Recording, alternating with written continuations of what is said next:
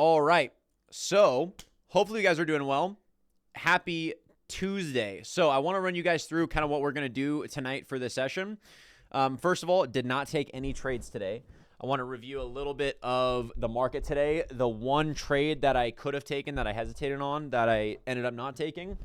Get us ready for tomorrow, and then we're going to spend the most of the night doing group discussions, bringing you guys on. Anybody that wants to come on, you'll be able to raise your hand in the chat. I'll bring people on one by one.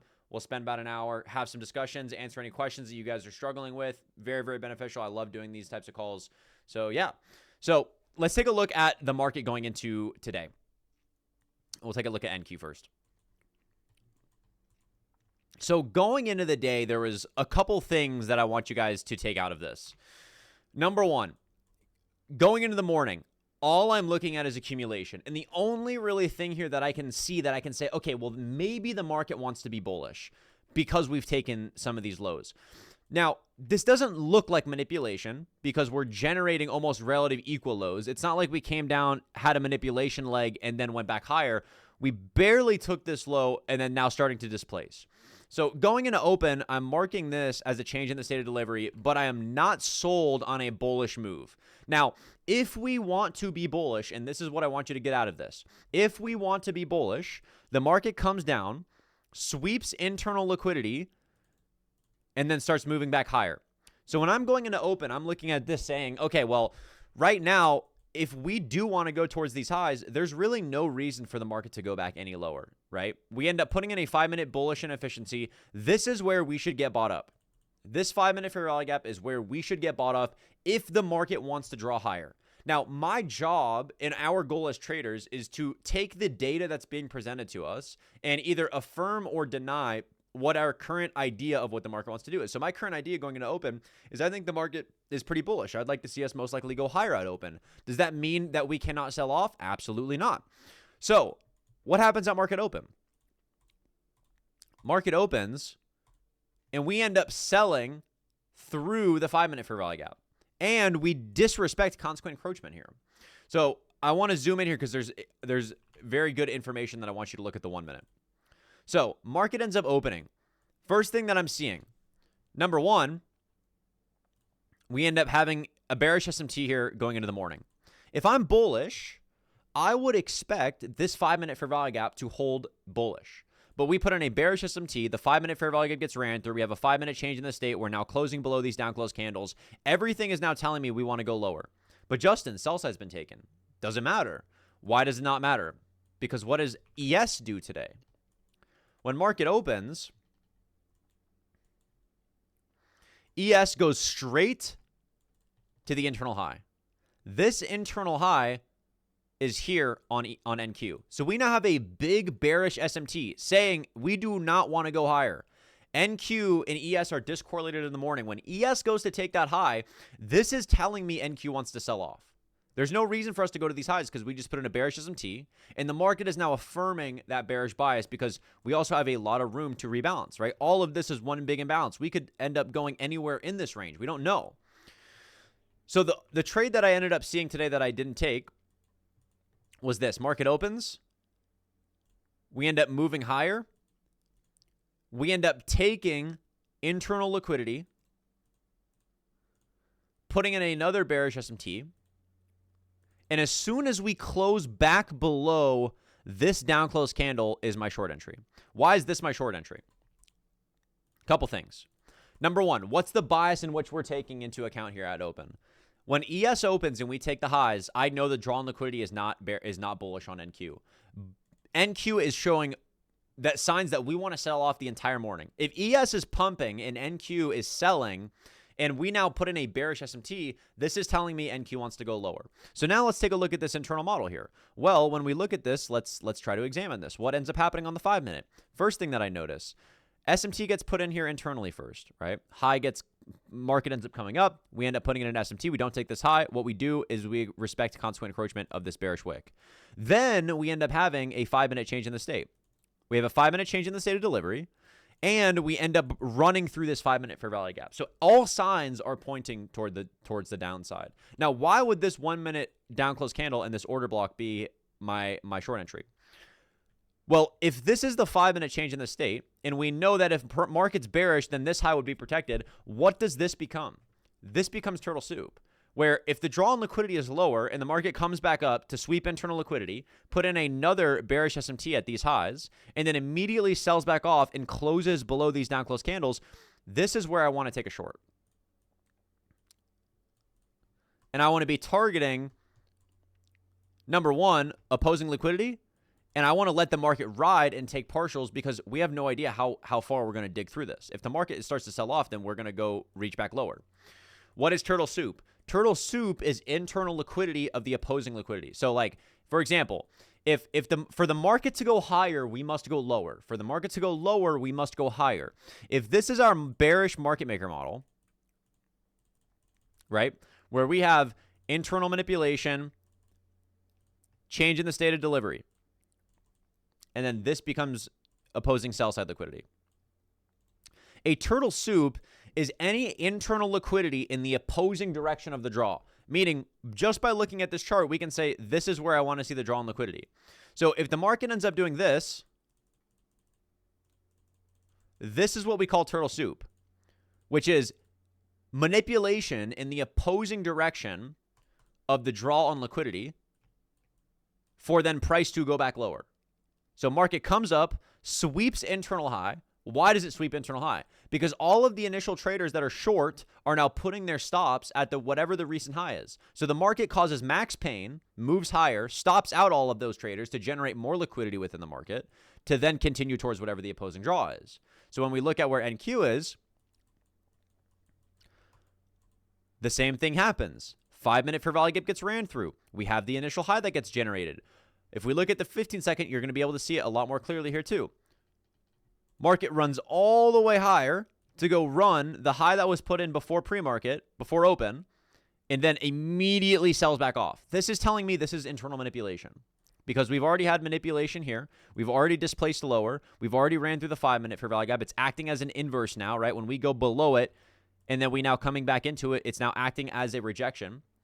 So we come up, take the high, and as soon as we get below this down close candle, this is where I want to take the trade short. So I did not take this. Ended up letting the market do its thing today. Market ends up selling off. Again, at this point in time, you could possibly take a short here. This is much more lower probability because internal sell side's already now been taken. But we end up selling off pretty much the rest of the day. I don't think there was anything high probability, right? Trump ended up speaking at the UN. And again, when we already have this efficient move in the morning, market just sits here and generates liquidity. Chop, chop, chop. No reason to long. There's no reason to touch it. And we end up having a deep sell-off and deep retracement back down. And again, where do you think now am I expecting the draw on liquidity to be? Going into tomorrow, I want to see the market continue lower towards these lows that we have. What would I want to see most likely beforehand? Generate internal buy-side liquidity, rebalance, which we're currently doing right now, to then see price go lower. Now, obviously, we want to take a look at ES. And we can see, where is ES inside this range? ES has also not taken sell-side liquidity. So I want to see signs that we want to go lower, right? I need to see signs that we want to go lower. All right, let me read the chat here, answer some questions.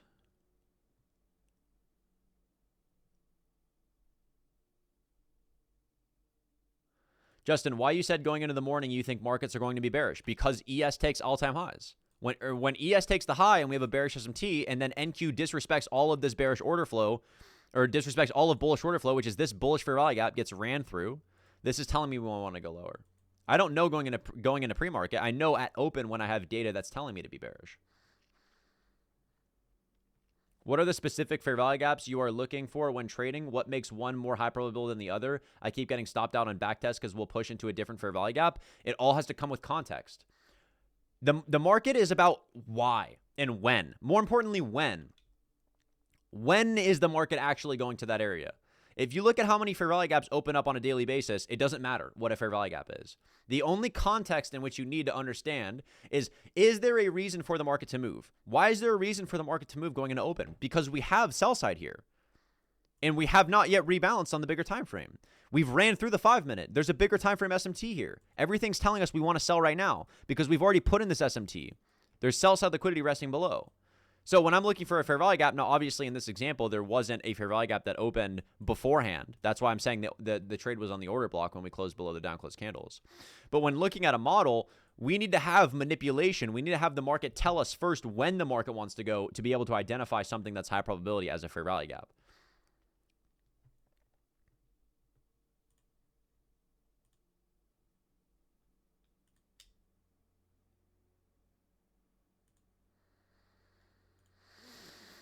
Justin, help me see what's wrong with this long. Don't tell me that it is because of the SMT at the highs, because we also had SMTs at the lows. And for me, it made more sense for ES take the highs and then NQ to drop. That is why I'm targeting. In case like this, I really get confused. I think the trade looks fine.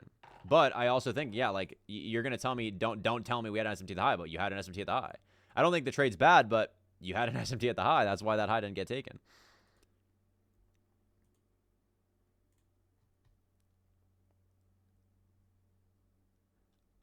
I think you had the right bias, though. I think the execution's fine. But keep in mind, you're also taking that long when NQ is literally dumping.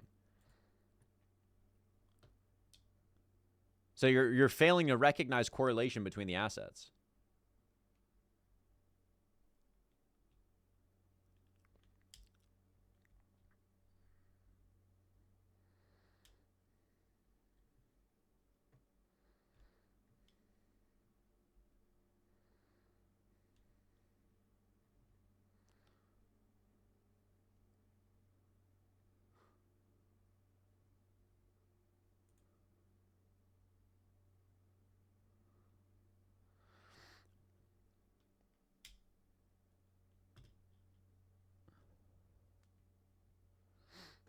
All right, let's talk about going into tomorrow, and then we'll get into the group discussion.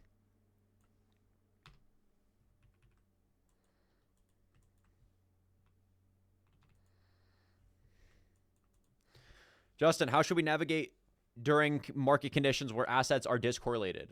Two things. Ask yourself, what is the leading asset, right?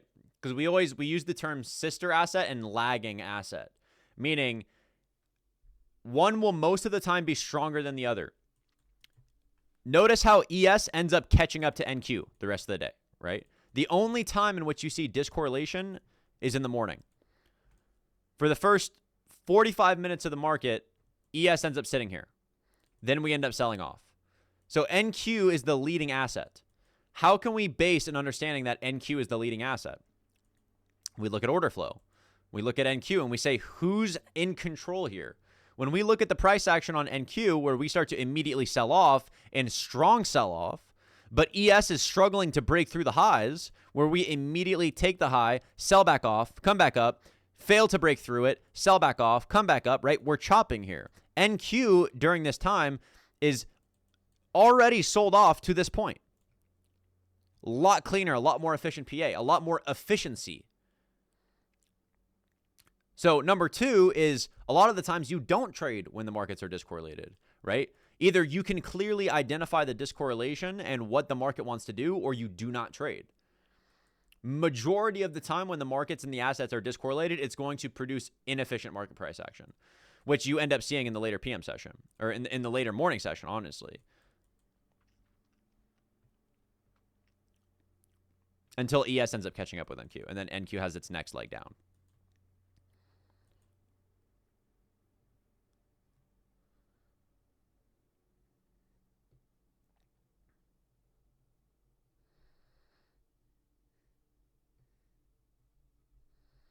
Might be super beginner question, but how can I tell if we are reversing after taking external liquidity or continuing the move? Displacement. Does the market displace through it, or does it sweep it? Does the market sweep, or does the market displace?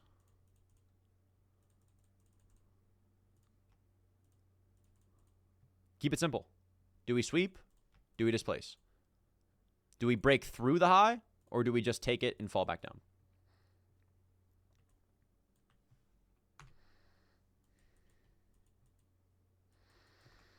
All right. Going into tomorrow, go back to the 4 hour. Couple things that I want to see. Number one, where we are right now in price action. Literally, this is what the price action looks like right now. When the market does this, I need information here. That information looks like this. Price action gets put in. Possible internal sweep. Displacement. We need to, number one, generate sell-side liquidity. Generate sell-side liquidity here.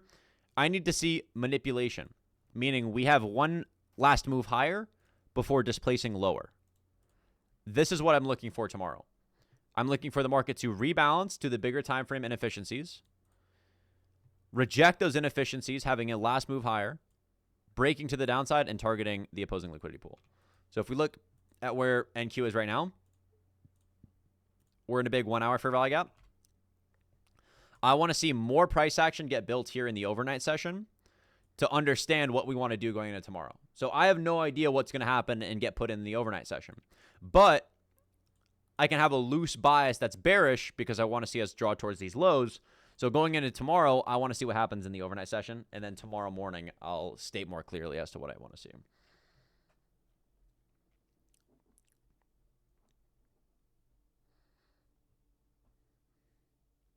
So let's say on the 15-minute candle hasn't closed, but 1 minute it has candles closing strongly bullish, but would you wait for the 15-minute candle to close? So let's say this. Let's say this is what the 15-minute looks like.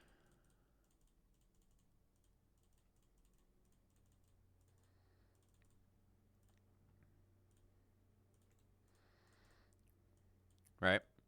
And on the 1 minute, it looks like this, right? Lower time frame starts to kind of do this.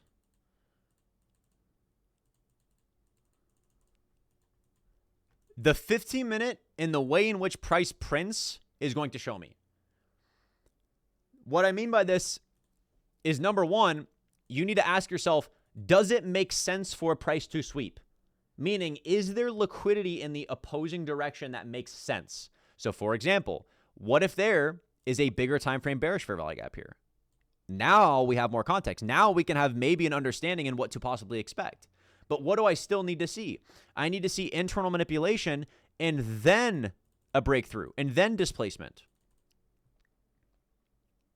So it's not really about time frame, it's about price action. What does price action validate? Because what is this going to look like on a 15-minute time frame? It's going to look like this. It's going to look like a big candle that has a big wick at the highs.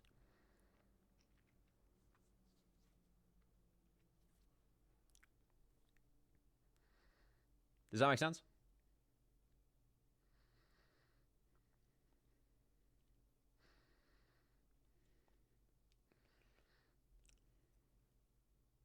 So the short answer is you should not be taking anything after this liquidity gets taken on a 1 minute time frame.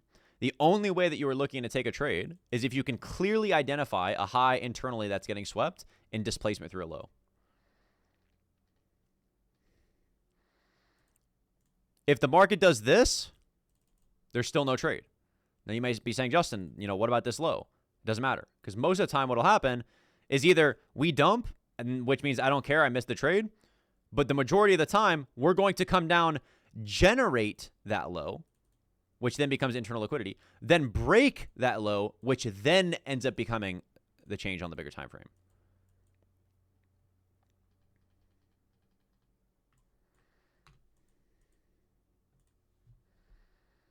How can you identify the final lower time frame sweep? Wait for displacement.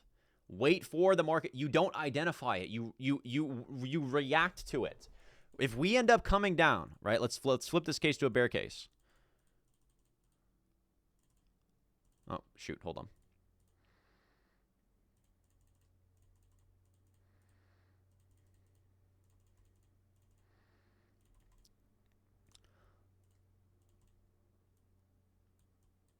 Let's say this is the case. And this is what happens with most of you and why you keep taking losses. Oh my gosh, market just took sell side. We're in a fair value gap. I'm going to look to take a long. Market starts to get bought back up. Oh my gosh, let me enter a long. You enter your long. Market comes back down, stops you out. Oh my gosh, it wasn't ready yet. Market comes back up. Oh my gosh, internal change in the state. Manipulation. We've now had an internal change in the state. Let me take a long.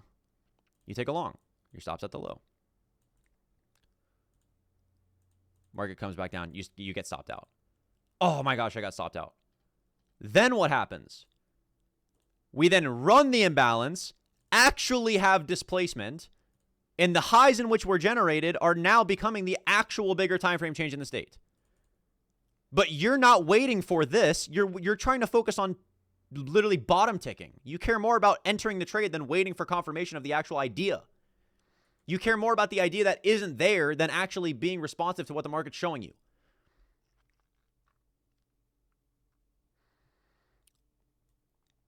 So stop taking these trades. Wait for displacement. Wait for a clear high that gets put in.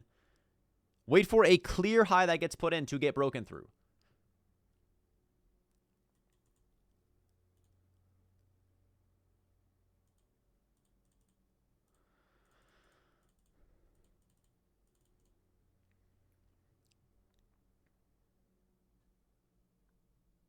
Why was the second one invalid? Because you're too zoomed in. Why is this invalid? Justin, there's a change in the state of delivery. This change in the state of delivery is not in context with this model. It's in context with this model.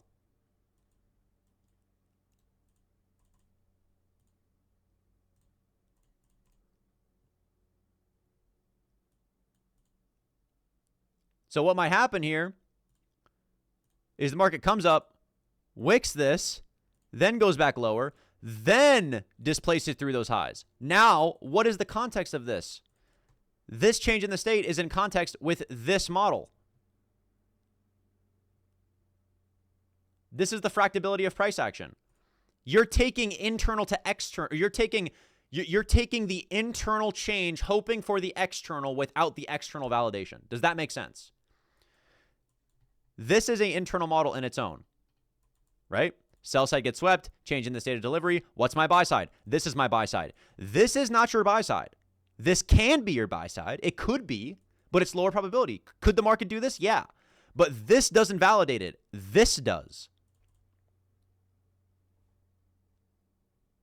Yes, that is when you were looking for a breaker, right? Then this becomes my breaker majority of the time.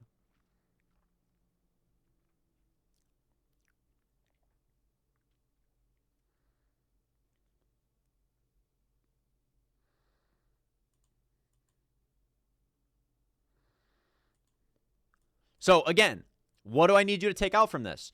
Wait for displacement. Do not try to wait for a 1 minute change in the state when the market is just generating buy side liquidity and the order flow is bearish. You need clear signs that order flow is shifting, because sometimes the market will do this. And then we will have a push.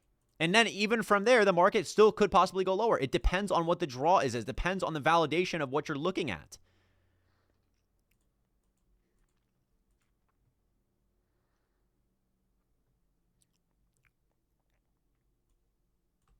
Does that make sense? I want to make sure that that clicks before we move on. Any other questions on this?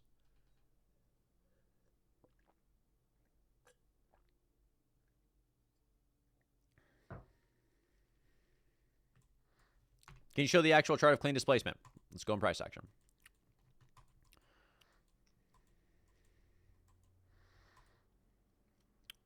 We'll use last week as an example.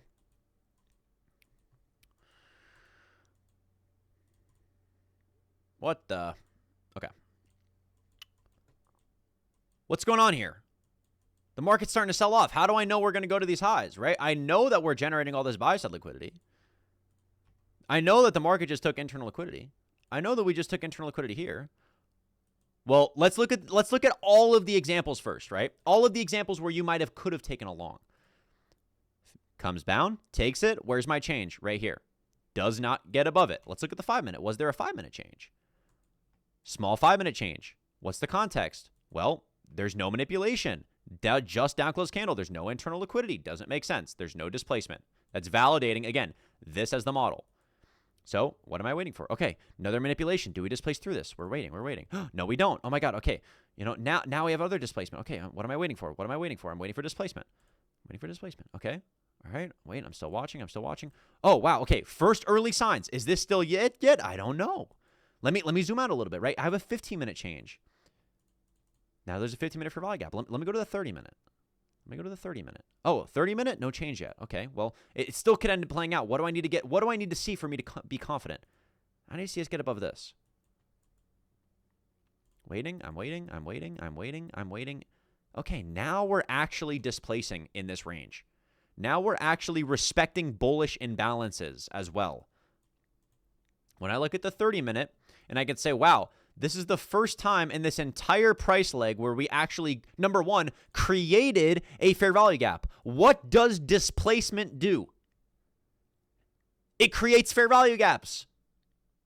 What does displacement do? It creates a fair value gap because displacement is the efficiency that the market moves fast towards a direction. What happens when the market moves fast towards a direction? It leaves inefficiencies. It leaves fair value gaps. So this move opens up a bearish fair value gap that then pulls back, is easily and confidently respected, where we tap back into it, immediately get bought up.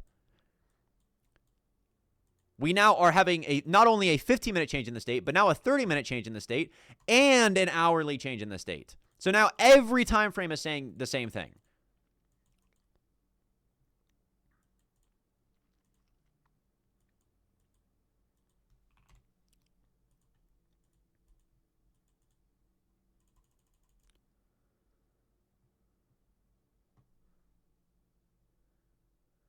So basically just wait for higher time frame order flow to switch for sure before looking for an internal model after displacement. This is what I say every single day. If there is no external draw, you don't have a confident model.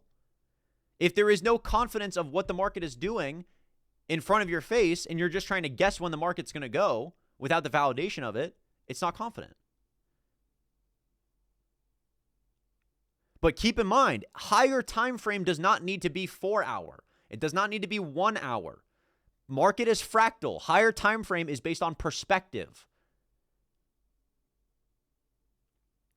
It's your ability to recognize market maker models and recognize the draw on liquidity based off of price action. Everybody wants a shortcut. Justin, when you look at a 15-minute, what time frame do I go to find my change? Oh, people are like, oh, you go to when you're looking at a 15-minute trade, you go to a 1 minute. When you're looking at a 30-minute, you go to a 5 minute. It doesn't work like that. It works like turning into this chart into a line chart. Turn this chart into a line chart. If I go to my settings here, and I turn this chart into a line chart. Let me figure out how to do it. I think right here. Can I recognize displacement from a line chart? Can I recognize what the draw is from a line chart? That is what you should be looking at. When I look at this line chart, and I can say, okay, well, what does the market want to do? And I'm saying, oh, well, we had a bunch of liquidity here, but we displaced through it. Is there any liquidity to the left of me that's getting taken? No. So I don't know if the market there's no reason for the market to just go higher here. There's no internal liquidity. What did we do? We generated it. There's generated liquidity here. Okay, so what do we want to do? I don't know. I have no idea. Oh, what do? We sweep this high. What happens when we sweep a high? We go lower. Oh my goodness. What does the market do then after sweeping that high? We rebalance. Where do you think we rebalance to? To the low that was broken after sweeping that high. To then go take the generated sell-side liquidity. Okay, let's zoom back out. What are we doing here on the bigger time frame? Generating buy-side liquidity. Generating buy-side liquidity. Generating buy-side liquidity. Is there internal manipulation? Yeah, right here. What do we need to see for the market to go higher? We need to break above this high. Do we break above the high? No, we do not. Okay, well, market continues to go back lower. What do we want to do? Oh, this is the first sign. Why is this the first sign? We're breaking above this high. Is this enough for me? Not really. I need to see more. Oh, now we're really starting to get up. And notice what this looks like. Make it make sense. Accumulation, manipulation, distribution.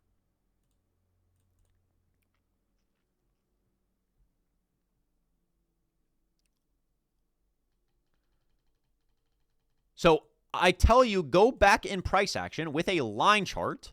I'm not cheating. I'm just going to pick a random spot and say, oh, what is the market doing here? What makes sense? What makes sense here? Oh, all this generated buy-side liquidity resting above us. What ended up happening here? Market ends up coming down. We end up sweeping this low. Notice we don't displace it. We immediately get bought back up. What's happening internal? Turtle soup.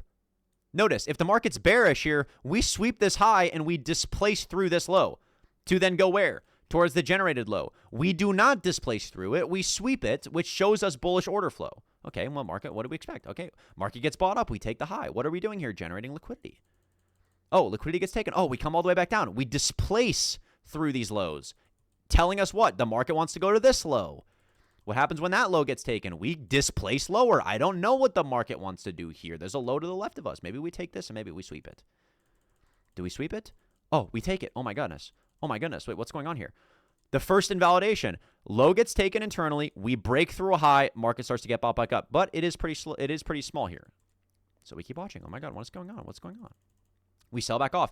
We take internal manipulation. Do we sweep this? This is now becomes my confident break of structure. If we do, why? Because we took sell side, have a clean swing high. Do we break through it? No, we don't. We generate more liquidity. Oh, this is probably news.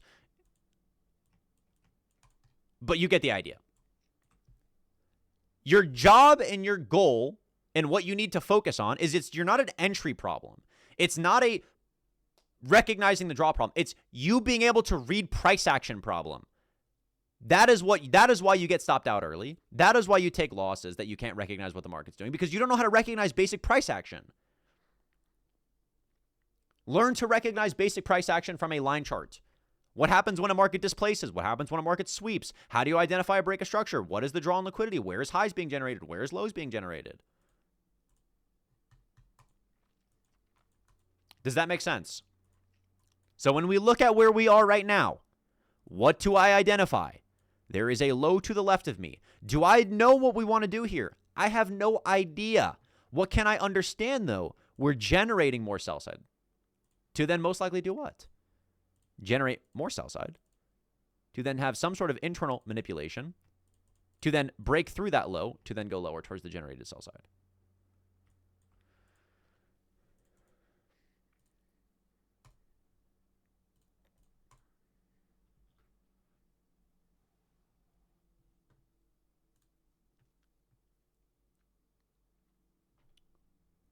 Okay. Who wants to come on? Let's get into some discussions.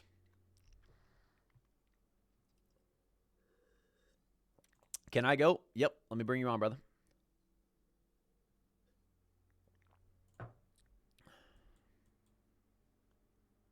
Hello, hello. Is my mic working? Yes, sir. Yo, what's up, Justin? How we doing, bro? Chilling, bro. I've been trying to get in this Discord for a while. Been a little hesitant on it, but I finally jumped the gun, spent a little bit of cash. What you been struggling with? What can I help you with? So, I've been trading for like just over a year now, probably like a year and 2 months, and I started off with like TGR boot camp, and I was strategy hopping,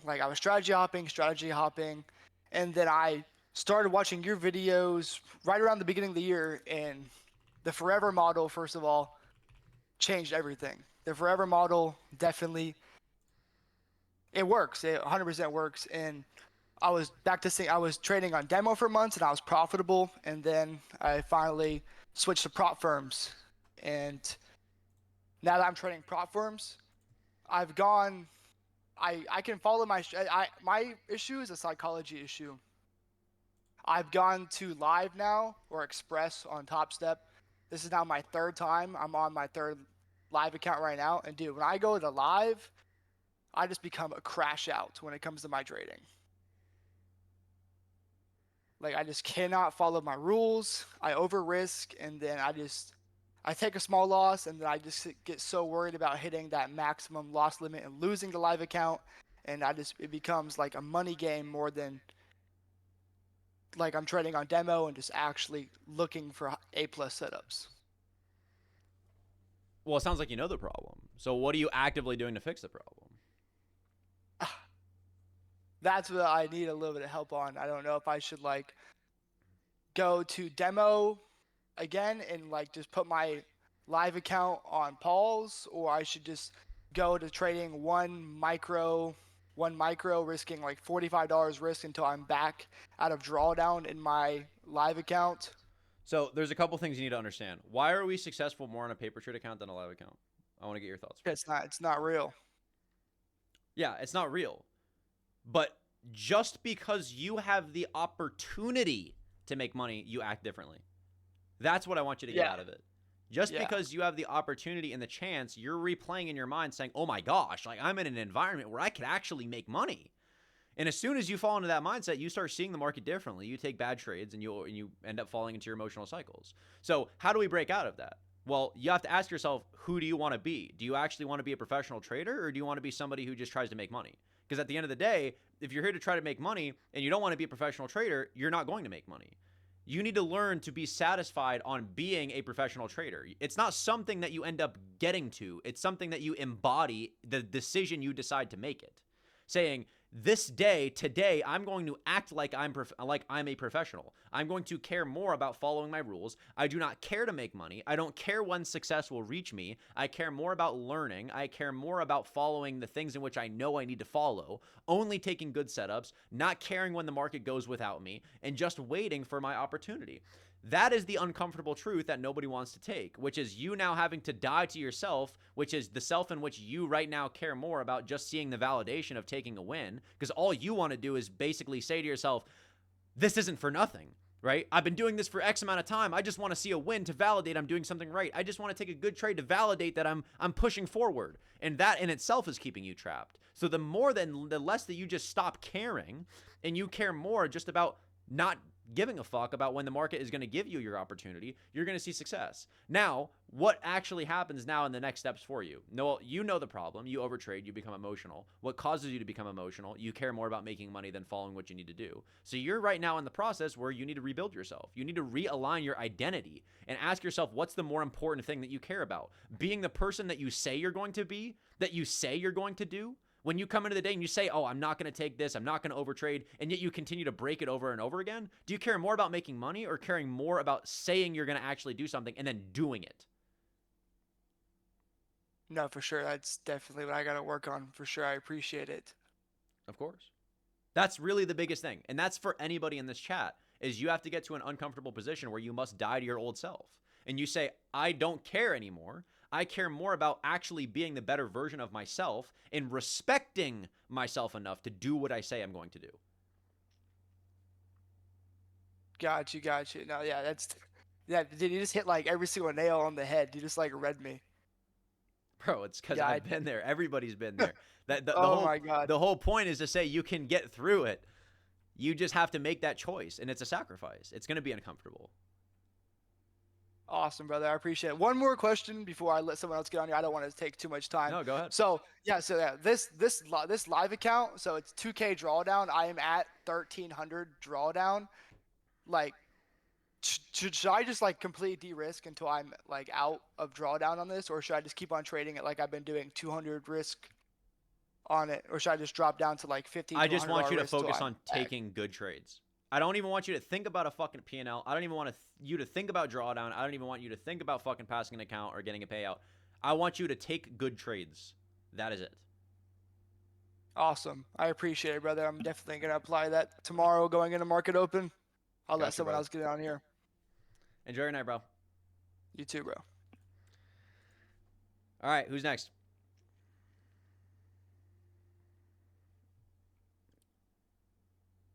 Me? All right, Tarora, let me get you on, brother.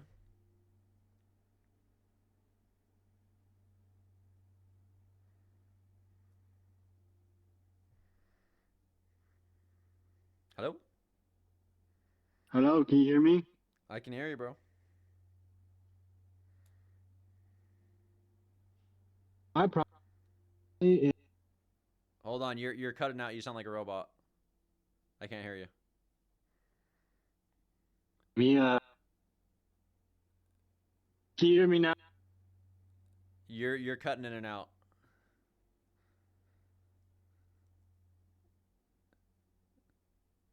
Make sure your Discord settings are connected to the right microphone.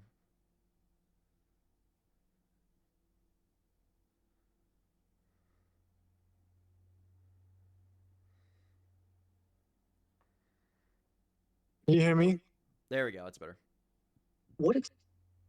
Oh, All right. So I never mind. It's not better. You're cutting. I still can't hear you. You're cutting in and out.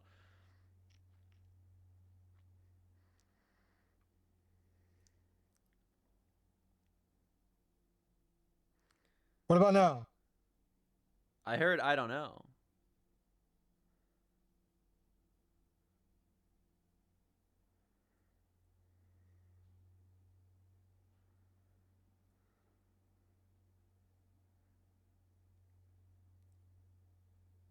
Here, try to test some stuff with your settings, and then once you can get it fixed, we'll bring you back up, okay?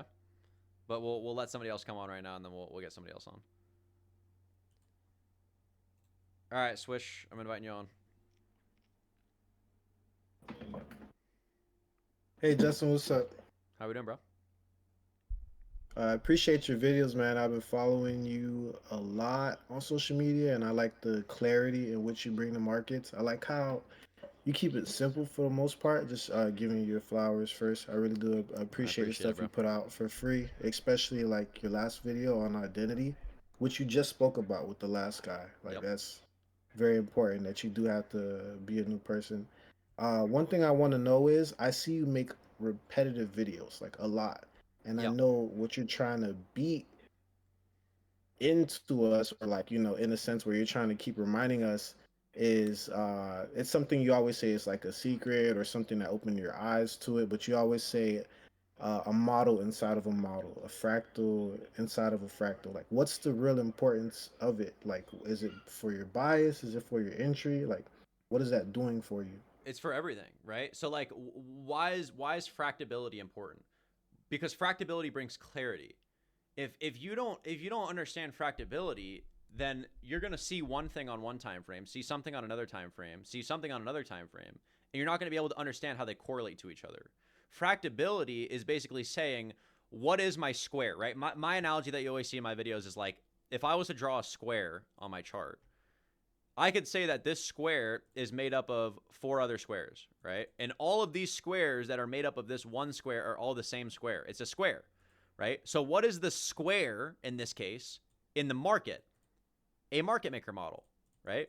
Accumulation, then we see distribution, then we see reversal, and then we go here, right? This is what is the square within the market. So when we can identify this, and then we use the tools in which we say, okay, well, we understand what is drawn liquidity, right? The market draws towards highs, the market draws towards lows. We then understand a change in the state of delivery, right? We understand manipulation. We understand when the market sweeps versus displaces.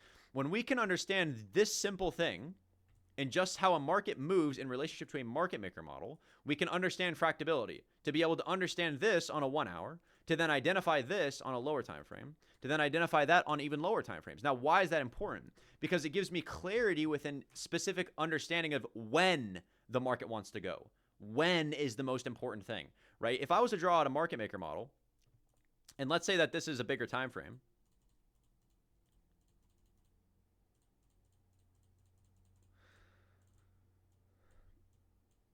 and let's say the market is just kind of consolidating here. And let's say the market is about to open, right? And I was to say, all right, market's about to open. What do we want to do? Well, I know when I'm looking at this on the bigger time frame, I want to see us go towards these highs. And let's say that there's a fair value gap down here as well. Well, if I know and can recognize this on the bigger time frame, what would I be looking for going into open? I want to see the same thing. I want to see manipulation into sell side liquidity to then know when does the market want to go here. Because when I look at this, I can say, yeah, the market wants to go here, but it doesn't really matter if I say, yeah, I know where the market's going, but I don't know when. I don't know where my precision is. I don't know where my risk to reward is going to be. I don't know how to actually take the trade. Doesn't matter then. What matters is when. So if the market does this, we sell off, take sell side, and then have this. This is my when. Why is this my when? Because for the market to go higher, we must go lower. The market goes lower, we take sell side, we take internal sell side, and then we break structure. This is my when. By aligning the fractability of price action to gain clarity through the puzzle pieces. So if I can understand what the bigger time frame is showing me, I can look for the same thing on the lower time frame to tell me the when. and to then give me a clarity as where's my entry, where's my stop loss, why does the market want to go there, right? So it gives me clarity to also understand when the market is not in the same correlation with each other. So let's say we flip the perspective. Let's say we're generating sell side liquidity and the market goes higher and we continue to generate liquidity. And then we have a break towards the downside. Now, let's say, right, when I'm looking at this, I want to see the market go lower. And let's even say that there's a bigger time frame, bearish inefficiency here. And I'm saying, okay, market came up, we tapped the bearish inefficiency, we have buy side swept, internal manipulation, and we ended up breaking structure to the downside. So obviously, when I'm looking at this, I want the market to go lower. But if this is on a 4 hour, if this is on a 1 hour, then I'm not just taking a short, right? And this is where people end up getting screwed. Is what happens is that they'll do something like this, right? Where the market might initially rebalance, maybe go back lower, maybe take this low, whatever. But then we end up might having a contradictive model where sell side gets taken. We then have an internal buy model, change in the state to go then target buy side liquidity. Now, could this work? It could work. Could this not work? It could not. What's more likely to? It to not work because you're playing against it, right? When my bigger time frame model is bearish, but this internal model is bullish, there's a couple things that either play out here. Number one, this fails because we've already rejected the change in the state. And this is where people are like, Justin, why did my model not work? It was there. We had sell side. There was a change in the state. Why did it fail? Because you're not aligning the bigger time frame context with what you're taking. Or this does play out, which again, keep in mind, it's lower probability. Doesn't mean you should be taking it. We then have internal manipulation to then most likely go lower, right? Which then becomes turtle soup, where we generate internal liquidity. And then this is what we're rather looking for. We're rather looking for this model, where buy side gets taken, change in the state in the same direction as what the external model is still showing us, right? So it's about precision. It's about when. Does that make sense? Right. So what you're saying is the higher time frame, the bigger time frame, in whatever context like this one, lets you know when it's gonna reverse, right? Like it reaching back up into that change in the state lets you know to look for a lower time frame model, right? Not the change in the state, the internal high. Because again, for Okay, the the market internal maker high, model, you there think. needs to be a liquidity sweep. So it's not that it's necessarily we're coming back to the change. That's a part of it. But it's more importantly that we generate buy side initially, have a internal buy model that's lower probability to go take that internal high, to then stop out all the initial short traders to then go back lower. But the model is this: buy side taken, internal manipulation, change in the state of delivery, targeting the internal lows, which we then obviously are again expecting anyway because of the bigger time frame. Right. How did that play into factor today, right? Where we're at all-time highs and the bigger time frame, in my context of bigger time frame, the 1 hour, the 4 hour, the daily, they were all bullish going up to there. And So I did notice the SMT and 15-minute time frame change, but yeah, go ahead. So that's what we want to understand, right? When I go into the market and open this morning, I am not set on a bullish bias. Why am I not set on a bullish bias? Because number one, if the market wants to go bullish at open, there is no trade for me. It's simple. Why is there no trade for me most of the time? Well, number one, let's look at where we are. We are deep in premium, meaning when I measure out the high and the low of the entire range that we are currently in the bigger time frame, we are deep in premium, right? This is discount, this is premium above the equilibrium of this range. Now, when I look at this, I'm saying, yeah, it's clear that there's buy side here. Yeah, it's clear that there's sell side here, right? I can look at this and I can say, okay, well, this low got taken, right? We obviously swept it. There's not really any manipulation. I could say, okay, well, this is a 15-minute change in the state. It's pre-market. I'm not taking this entry. And when I go into market open, what am I looking for to validate a buy model? What am I looking for to validate a buy model? Number one, this would be my long entry. But because it's pre-market, I'm not taking it. So why would this be my long entry? Because we've supposedly had a 15-minute change. We had already had internal manipulation where we come back down, sweep it, don't displace through it, and then immediately get bought back up. This 5-minute fair value gap should hold bullish, and we should go higher. But what ends up happening at open? Market runs through it. NES goes to take the high. and we put in a bearish SMT. This is now giving me more information that is more clear than the bullish bias. So the thing with trading, and the problem that I see a lot of traders have, is you get stuck on your bias. Your job is not to care about being right? The people who are going into the day being like, oh, I'm bullish, the market's definitely going higher. Those people are the ones that get fucked because you're not taking into account the constant data that is being given to you, right? We're supposed to be monkeys that literally just watch the market and take the data that's being given to us and then make an assumption based off that data, right? That's it. And when there's more data that's constantly being given to me, what's the data that's being given to me? ES already runs the high. NQ is nowhere near taking the high. We now have a bearish SMT. This flips into a bearish model, which is SMT, sell side liquidity, fair value gap gets ran through to the downside. This is now my bearish model. I now expect the market to go lower because the market is showing me it wants to go lower. I'm not guessing. The market comes up and takes the internal high, puts an SMT in it as well, then puts in a bigger time frame SMT, which is acting as the bigger time frame model, and then this becomes my internal model, overlapped with it. Does that make sense?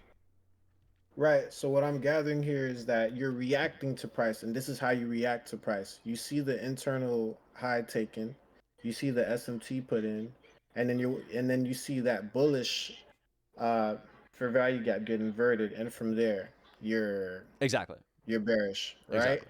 And then that is when I look for an entry. What's the bigger time frame?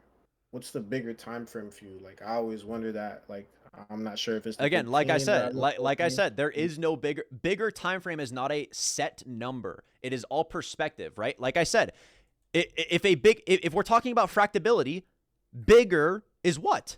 If it's fractal, bigger is nothing. Smaller is nothing. It all depends on what you're looking at. That's the point I'm trying to get across. Bigger does not need to be a 4 hour, 1 hour. A bigger can be a 5 minute if there is context to show you that, right? So for example, this could be my bigger.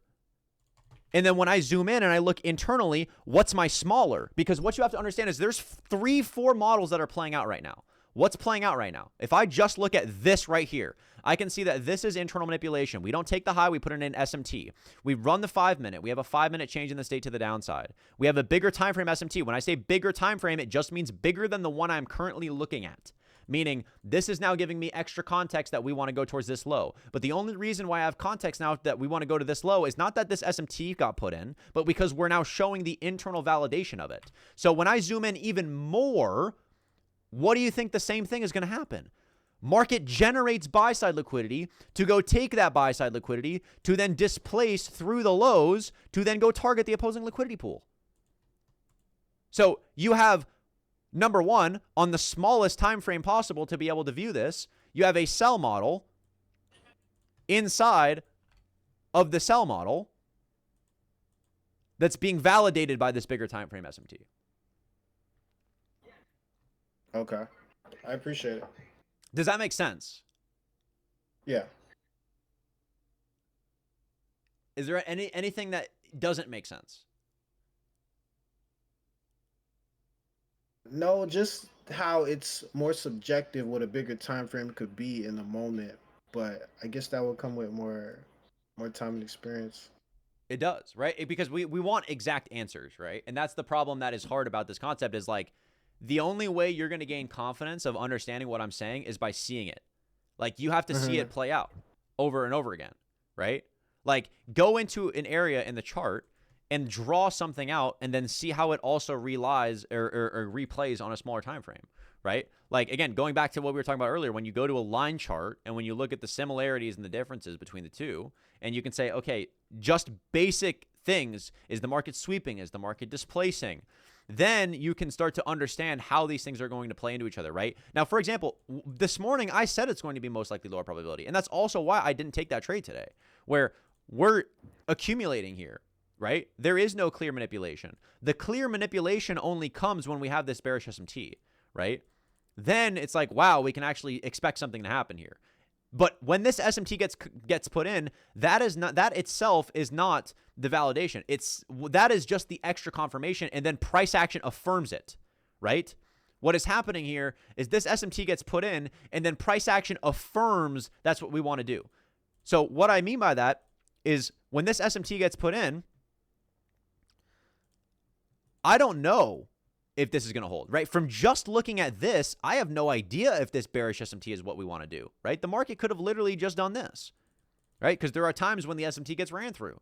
If it's in the opposing direction of the draw on liquidity, meaning if the opposing direction, or if the actual draw was higher, the SMT would get ran through. What validates that this SMT is giving us insight as to what the draw is? Price action is showing you. SMT gets put in first, then price action affirms it. Right. So it's how it reacts to the liquidity or an SMT. Yes, That's it's all what you're about looking for. reaction. It's not me. I don't know, right? I don't know the answer. The market tells me. I'm just Okay. learning to I better read appreciate it. I appreciate your time. I'm gonna let other people ask questions, but yeah, that's very eye opening. I appreciate it. I appreciate it, brother. Much love. Yeah. All right, let's do a couple more. Who wants to come on? Hop on, Freedy.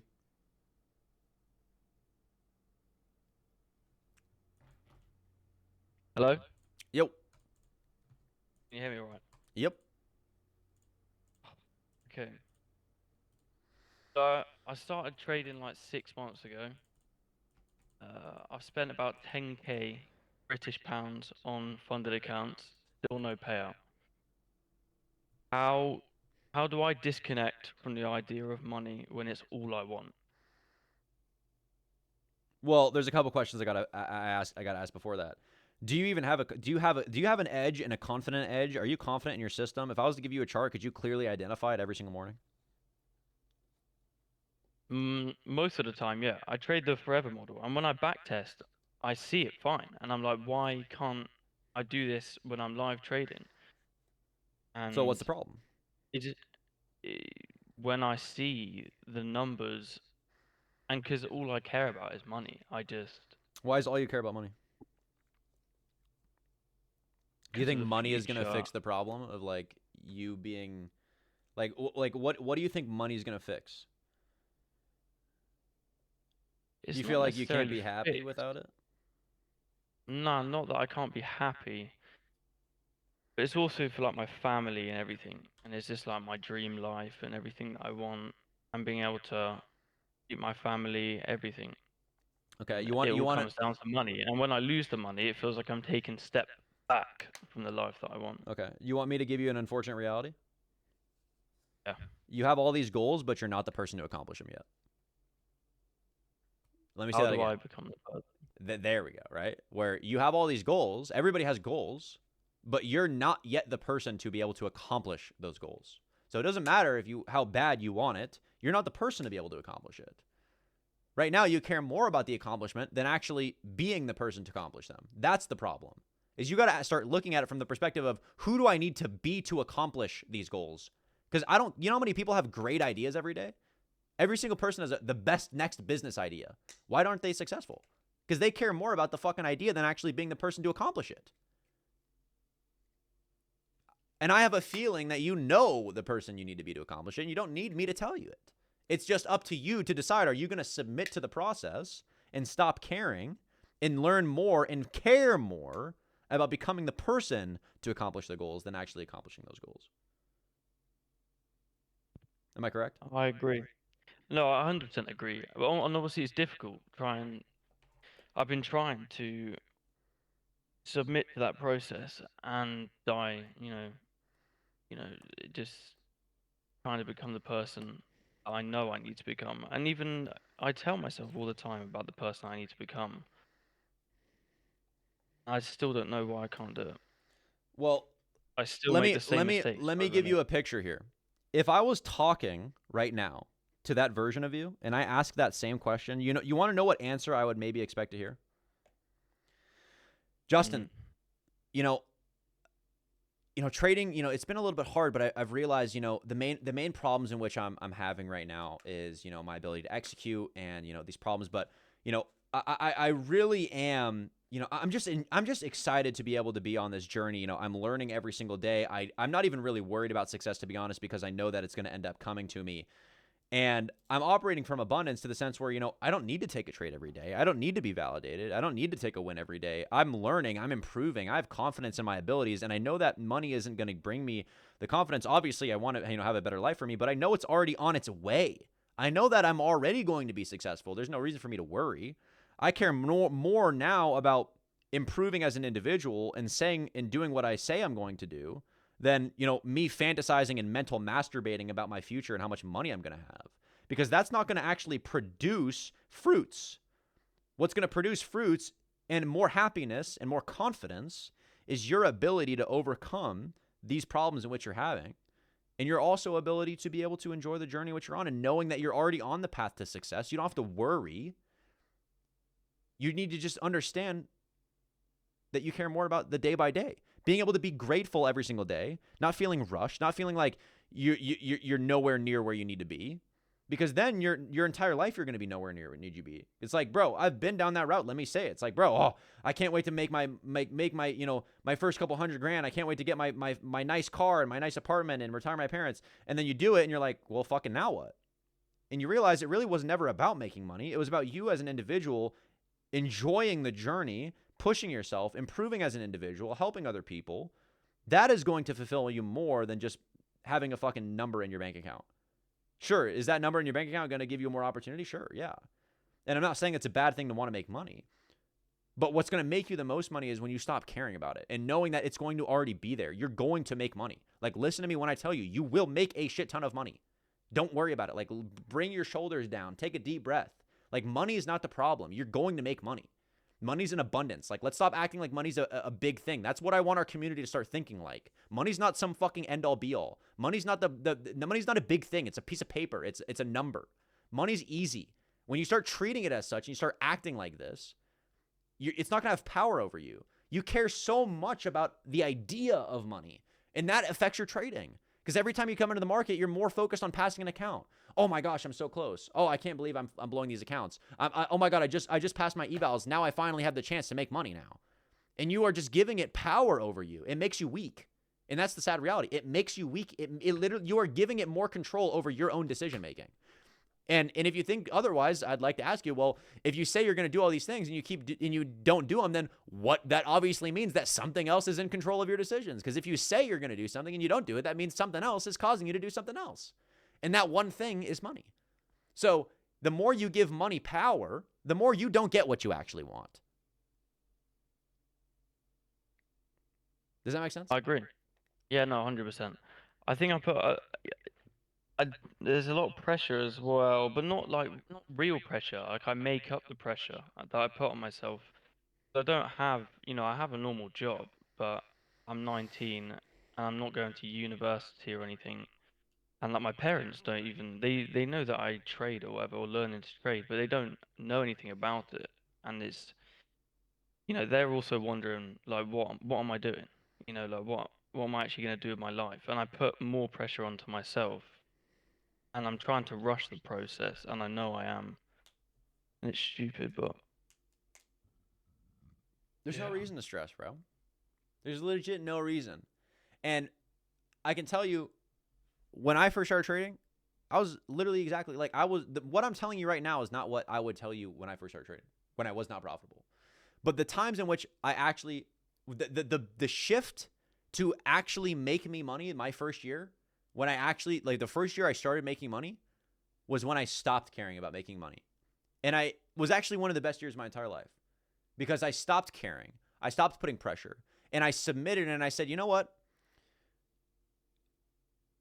Just by the way that you're talking right now, you know you're going to be successful. Deep down, you know you're going to be successful. You know you're going to make money. You just don't know how you're going to get to it. That's the exciting part. That's the mystery of it all. That's the joyfulness of it, is that you don't know how you're going to get there, but yet you have a sense of knowing you're going to be there. That's what's exciting. Use that excitement to fuel you every single day, to walk along the path of mystery that is going to bring you to the destination. And the more that you seek to understand how life and the situations you're falling yourself into are actually there to mold you. It's for you. Life is for you. When you find yourself stressed, when you find yourself having problems, they are there to reveal wisdom to you. But a lot of the times we would rather sit there and soak in our own anxiety and soak in our own stress than listen to the wisdom that's being represented in front of us. And as soon as we can say, I don't really care, I know I'm going to be successful. But you start being an observer in your life and you say, you know, what are the situations that I'm falling into? Why am I anxious? And you go on a walk and you say, wow, what's going on? Like, is there really a reason to worry? Well, I got a family, you know, my family doesn't know what I'm doing. Like, number one, that's a good thing because you're put in a situation that's going to help you grow, right? Going to the first thing I said, you're not yet the person to be able to accomplish those goals. That's good because now you're being molded into it. A sword is sharpened through the fire. Your shoulders are being broadened, which is a good thing. And the more that you find yourself in those situations and you start asking more questions, the more that life is going to reveal the path in which you need to just continue to follow. And one day you're going to wake up and you're going to be like, wow, I have all this money. Like, I can't believe like this just happened. I remember being so stressed out and anxious where it's like, there was really no reason to. If you start treating life, you already are successful and you already know that you're going to be successful. Act like it. Act like you already are successful. Act like you're going to be successful. And just enjoy the journey in which you're on.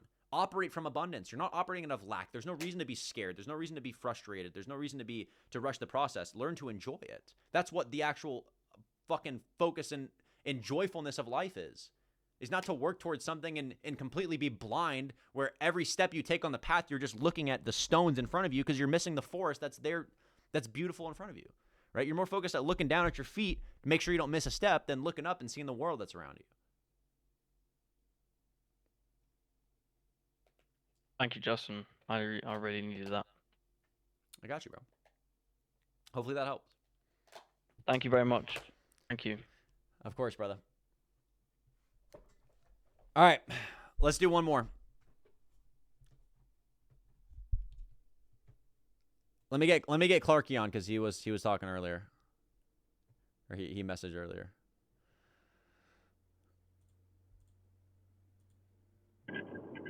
Hello? Oh my goodness, brother! Are you on like a flip phone? Oh man, wait a minute. It sounds like I'm in a dishwasher right now.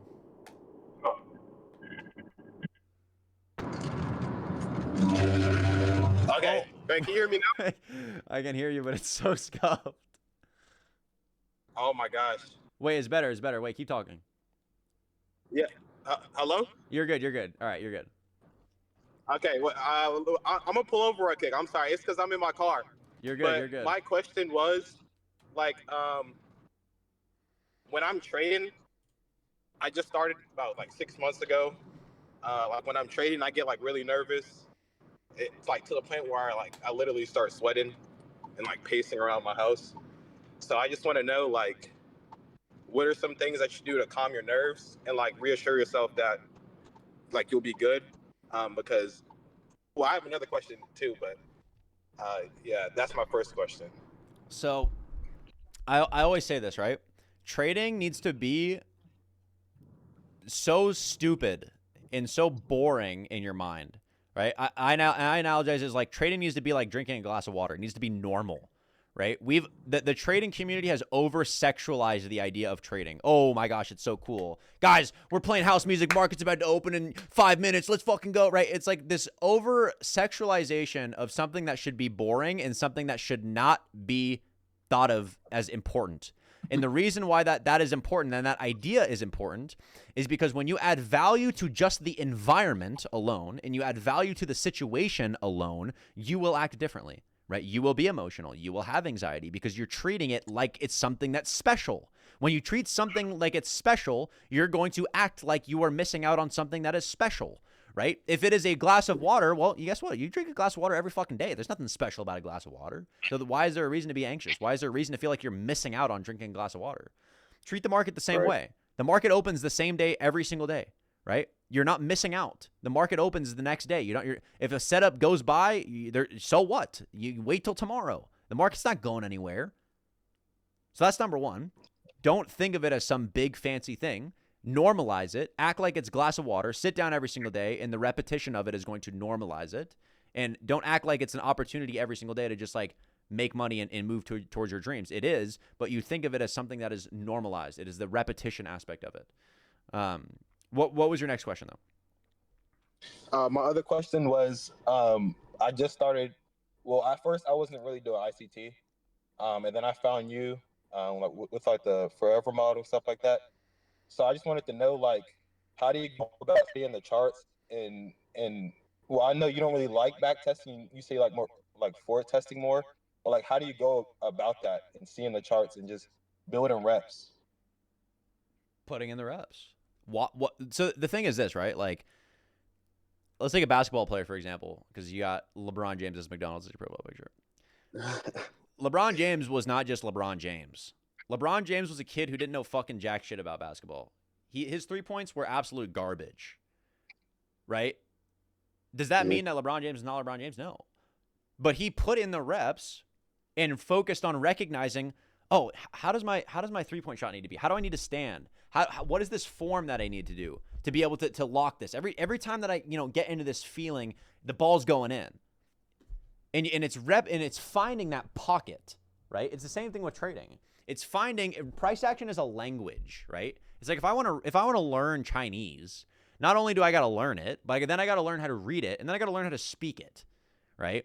I can't just do that looking at fucking lettering. I got to go to school. I got to put in the time. I got to practice speaking it. I got to practice reading it, and then I can learn the language of price action, right? It's the same thing. So trading will always take time, especially being able to recognize it in real time.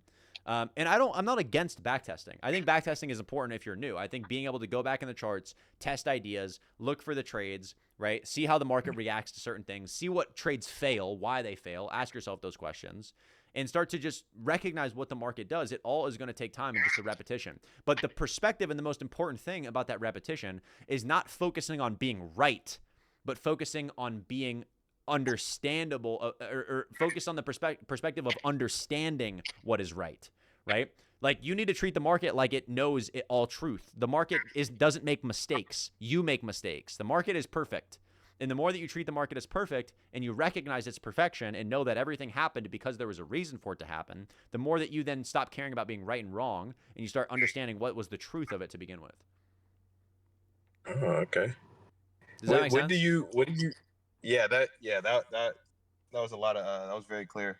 So like, what do you use to back test? I know some people use like Trading View, but I don't really know what to use. I'd say just go back in Trading View or use FX Replay, but it's like you really don't need FX Replay. Like you can use FX Replay, but like do what I do, right? It's like literally scrunch up the chart so it's like you're not getting spoiled by price action. Pick a random point in time and go to 9:30 open every single day and do your analysis. Where it's like, okay, 9:30 open. Let me mark up my highs and lows. What do I think the market's going to do today? What actually ends up happening? Okay, market ends up opening. We end up taking these lows, right? I think this is pretty bullish. Why is this bullish? Well, there's buy side resting above us. Market opened. We took the low. We ended up closing above this high, right? Oh, let me go back. Let me not leak my bank account. We end up closing above this up close candle, right? I want the market to go higher here. Right? What can I expect to maybe go do it open, take internal liquidity, and then go towards those highs, right? So it's like, right? I'm doing is testing ideas for what I want the market to do, and I'm seeing then how the market ends up replaying those ideas, right? That's it. Okay. All right. Yes, sir. Appreciate what you do for the trading space, man. Appreciate you, bro. Much love, bro. Have a good day. You too, brother. All right. I have a quick question about confidence. All right, last one. Hop on, Dylan.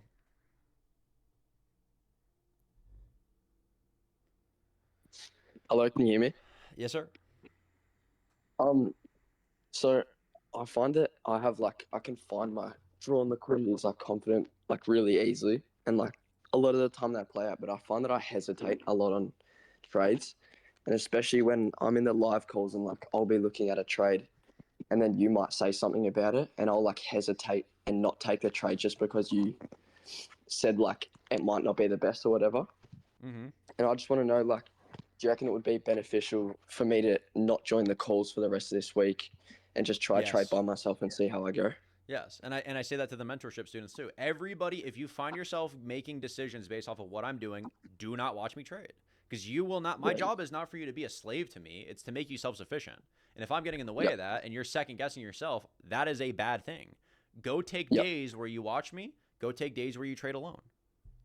Yeah, that's what I said. Like, I am the mentorship, and in the end of week review, I said that this week I was going to take some days by myself and just see how I go versus how I go when I'm with you, 100%. like on the calls. So, yeah, I'm going to try to do that for the rest of this week and just see how I go, and then I'll let you know Yeah, let at me the know. end of the week. All right, perfect. That's all I wanted to ask. All right, much love, brother. Great, thank you. All right. Did we enjoy this session, guys? Was this valuable? Did we learn? Did we learn a lot? Good, good, good.